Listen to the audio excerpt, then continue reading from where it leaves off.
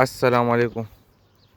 تاسو کته شئ دا پرون توپان تیر شوی دی چې تاسو ته بار مونږ وایو چې تیار سټینډونه مه لګوئ.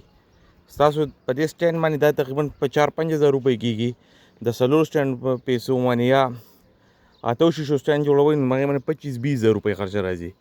نو تاسو ته بار مونږ وایو چې دا تاسو په 16,000 روپۍ لئ نو هغې باندې 30,000 روپۍ خرچه راځي. دا پرون لږ توپان تیر شوی او د لږ توپان دال کړی.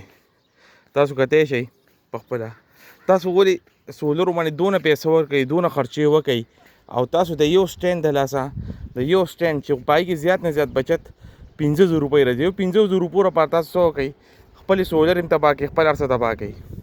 دا سولر اوس ولګېدې دا تباه شوی دې کې زیات کر ماتې دي ځینې خو به موږ راټیک کړو خو زیات کر په دې کې ماتې دي.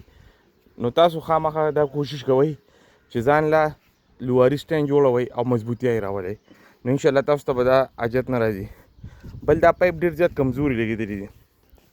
دا د انور سره تاسو کتی شئ دا انور سره صحیح چې انور دې باندې کله بار لګي دا هیټ اپ کېږي چې هیټ اپ کېږي دا به جول کوي نو بیا چې توپان لږ هم راځي دا به پردي ځایونو کې دا خو خدای بچ کړي لاندې د کورونه نو هغې کې څه نقصان نه شي. تاسو له پکار دي ځان لواري سټینډ مضبوط جوړوئ. په دې سټینډونو او په هغې سټینډ کې فرق 15,000 روپۍ په منځ کې او تاسو خپلې سولر تباه کوئ. نو تاسو دې خبرو نه ځان بچ کړئ. والسلام.